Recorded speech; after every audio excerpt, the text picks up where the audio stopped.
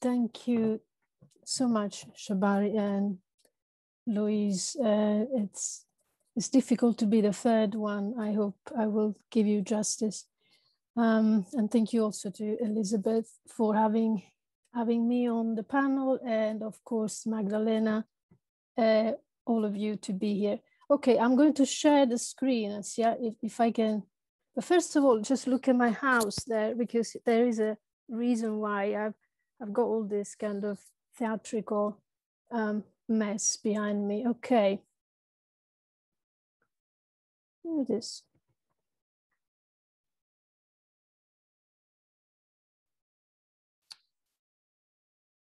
Okay. Should be coming. Can you see anything? Yes, yeah, we can see it. Oh, perfect. Yeah. Perfect. Can you put it into full screen or presentation? Yes, I'm trying. And in live, maybe? So my experience of shifting a devising process from working in a physical studio or outdoor space, as you can see here, this was a flash mob organized on Brexit Day, and studio work as well. No, it's not working, but for me, it was an act of creative resilience, first of all, and it was born out of the genuine curiosity and a playful attitude towards the medium. So I embraced the shift with a sense of wonder and as an opportunity to learn what was new to me a year ago and less so now. So as a person, I certainly felt the confinement of the pandemic and the repeated lockdowns. As a pedagogue, I was feeling responsible for the sudden online migration and translation of practical work by my performing arts students. As a practitioner, I looked at the digital shift as a new working environment, which allowed me to experience my practice and doing as a performance maker in a different way, using resources I'd never had a deep need of investigating beforehand. So initially, there was a curiosity about the various modalities and platforms, as well as towards the digital engagement of audiences through interaction and participation. And I remember that in the middle of the first UK lockdown in May 2020, during a workshop on online theatre making, I was asked to bring an example of digital liveness, and I chose Paul Chowdhury, who at that point was amongst the first UK comedians to start live events on Saturday night on social media from his living room, involving his audiences through the chat and bringing their screens onto his Instagram TV, as you can see here. So audiences became visible in their home environment for the duration of their conversation, while the Instagram viewers sent messages on the live chat and comments through Instagram in real time about the live event.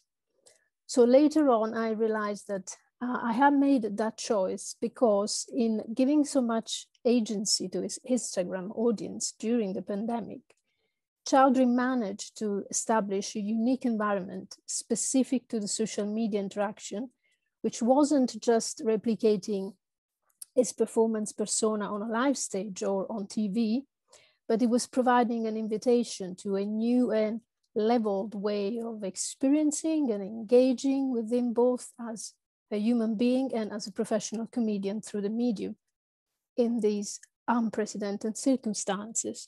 And that made me reflect that for me too, it was never going to be just about making work which, while trying to overcome the awkward remoteness, would work on screen as a digital replica or an equivalent of the work in presence, but it was about making something happen, which was going to be a shared experience between the performer and the audience through the use of the medium and all its functionality, addressing it as a creative vehicle for effective and affective human communication. So my quest was also not so much about or around liveness on digital as a philosophical reflection, but given all the play readings carried out with a serious professional identity, which spread widely globally on the internet during the first national lockdown, or given the attempts to package a theater experience as a technological representation of a real event in a material space, it was more about how my processes and practice could stay alive on digital. That is how they could affect an audience, engage with them, and let them engage with the here and now of the digital performance space. What also became quite evident to me was that any process on digital would have generated its own system of signs and multiple points of references and meaning. And so within the system, there was potential for new discoveries. I kept working journals on the process of shifting from studio work to digital performance research, which eventually became 2 published blogs in which I wrote questions such as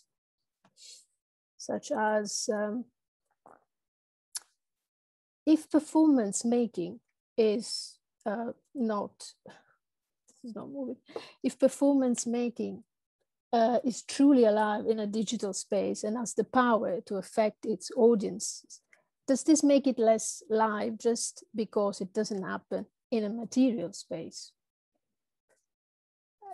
So these were the kind of questions. Eventually, they generated a process of practical inquiry, firstly as a duo with John Dean, who is my working and live partner.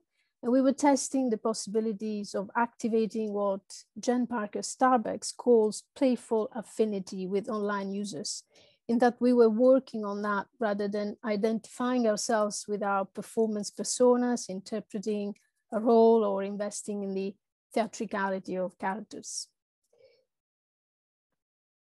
So from the impossibility of carrying on with studio work, our process gradually shifted into experimenting with making our live presence digitally alive, exploring the screen space as the primary environment in which the image body of us as performers exists, moves, interacts, and reacts within defined boundaries, an environment in which signs and meaning are reinvented through responsive interaction. That is, instead of falsifying and dramatizing the attempt to interact through the online medium, we experimented with breaking the modality of representation and focused instead on a personalized human contact through what Marina Abramovic might call energy transmission through the screen. We then, in a second phase of the research, we collaborated. We created a small ensemble of 3 performers, Madeleine Worrell, John, and myself, using the Zoom platform and working exclusively online as Madeleine lives in London, in which we were recycling some material from studio practice, but also started experimenting with tasks and ways of working borrowed by side performance, and particularly from the pioneering work of desktop theater and Helen Valley Jamieson. So some of the practical discoveries included considering ourselves as human avatars, generating actions and interactions through random instructions posted individually through the chat, and getting into behaviors suggested by impro games and rules originally designed for online players. Working through and with the medium as an extension of our body-mind, as Rebecca Lux says, and taking also into account the social materiality of our processes, as Frank Camilleri suggests, such as our physical spaces, the technology, other commitments, parenthood, and reframing our relations through a practical methodology, which I define as an ecology of becoming, following the lead of Silvia Gherardi, in that as performers, we are fluidly accepting the changes and the impact of the hybrid working conditions on us, rather than attempting to control them in a static manner. So other strategies included, for example, working intentionally with the failure of technology. In this case, Madeleine couldn't put a background, so she used a scarf. And this was a way to reclaim and retain authenticity. This kind of use also plays with the benefits from disrupting the expectation of a smooth functioning of the medium, working as an ironic comment on the glitches which are always possible. As performers working somatically and collaboratively on a digital platform, it is tricky to be sensitive and decipher when it is time to move on or provoke change, or at a subtle level, or even how to negotiate our status and personal volume while juxtaposing our actions to that of the other players. So this seems due partly to the one screen, one stage confinement, which makes one feel as if we're on our own planet or virtual bubble. But precisely because of this, we also tested the potential of disruption, diverging from the other performers, playing freely without having to merge or harmonize with the rest of the ensemble. And this gives great freedom to performers to explore their screen space as parallel worlds in a sort of post-human dimension of coexistence on digital space. We also acknowledged that it was more useful to talk about responsive interaction to each other through online improvisation more than trying to be in the frame of a story, a theme, or a constructed scenario. And we reflected that in our online dynamics, it was a matter of composition more than finding a narrative framework. And so these are some of the examples of the different resources I could play with online, using my imagination, my instincts, and my embodied practice in a playground that at the beginning of COVID-19 for me was an uncharted territory. Now affect, connection, interactivity have become key elements in constructing the online materiality of my practice in collaboration with other performers, while inviting an audience to share the same experience with us. I've also been, and I'm still concerned about my presence as a performer, as a potential pathway and tool for affecting a virtual audience, and how I can establish and sustain interaction through the camera, as well as through the interplay between the gaze of the performer, the camera eye, and the screen, in order to recreate that fundamental connection and exchange of energy between performer and spectator. The shift in the sense of connection and affection was helped by a working habit, the habit of filming rehearsals, filming a work in studio space through the computer and watch it back. So the camera was already a sort of an outside eye with which I happen to often make contact, as if reaching out to a virtual audience in their own physical space from where they were looking at me. I feel I can only break the Zoom window if I have that intention to connect. But sensing the energy of other people on screen, as Jill also mentioned yesterday, is a constant exercise and requires listening and responding with all our body. So we found also beneficial to develop a digital form of training by repeating. Bianca, yes. Please slow down. Okay. Thank you. Sorry.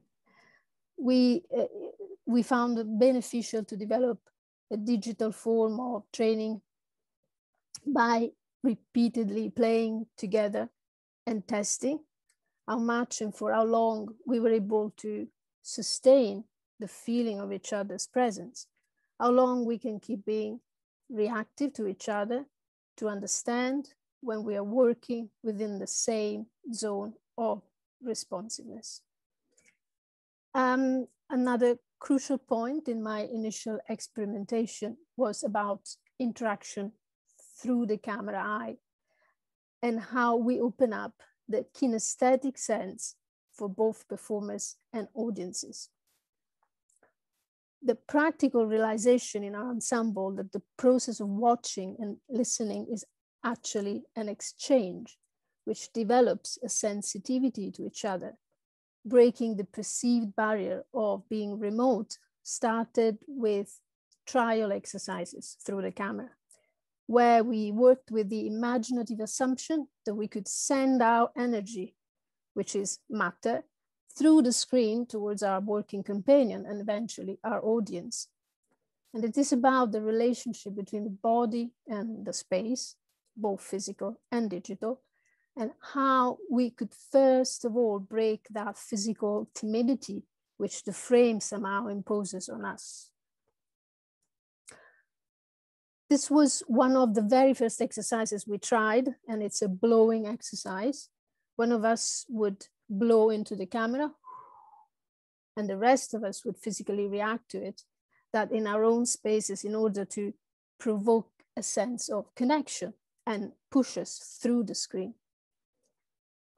So how do I create and sustain that interaction? That seems to be the question.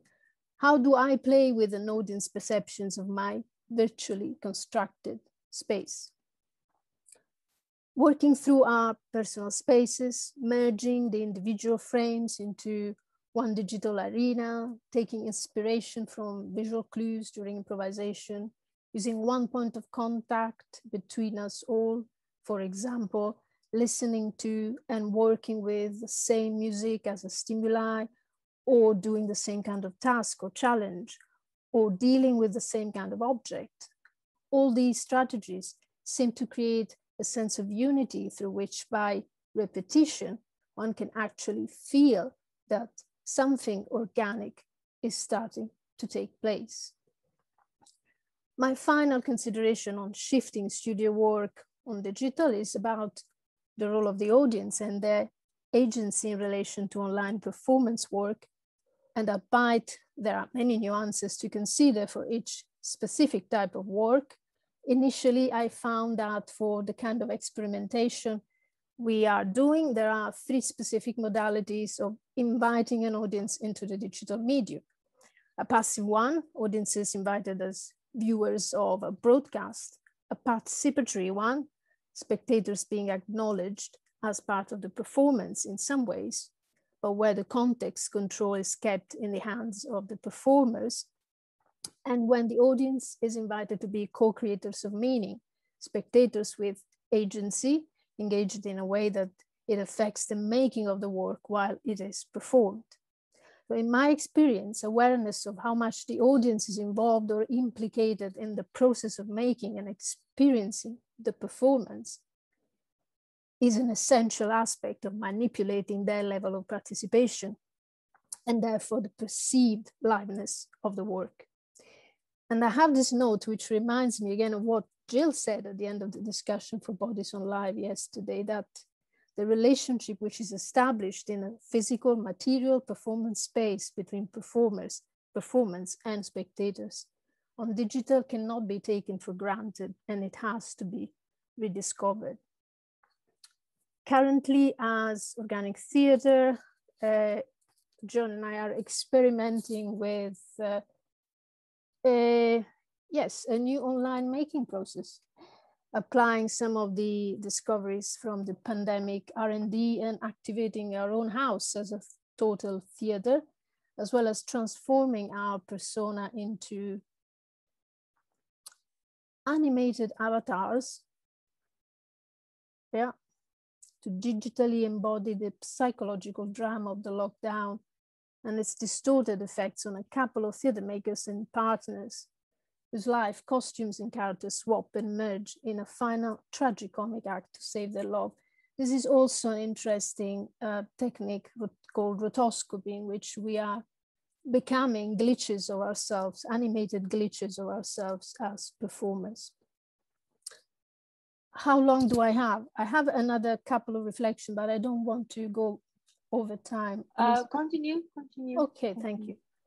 So shifts in doing come for me with a responsibility towards the craft that we embody, challenged as it has been by the whole COVID situation. So for me, it's how am I going to use my own discoveries? Do I just stop working on digital when things get back to normal? Do I stop learning, practicing, or accepting the new social materiality that the pandemic has forged around artistic creation and expression?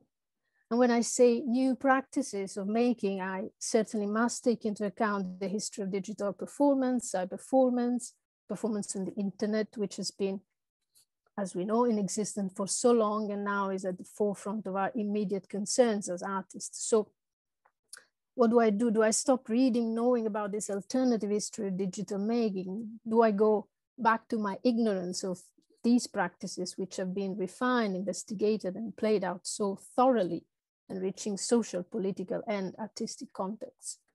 Or do I build bridges in my profession to recognize that a big human and cultural shift has occurred, which is allowing me to review my positioning within the framework of my artistic practice, while opening new grounds for me to run wild between my hybrid and real experience of the world?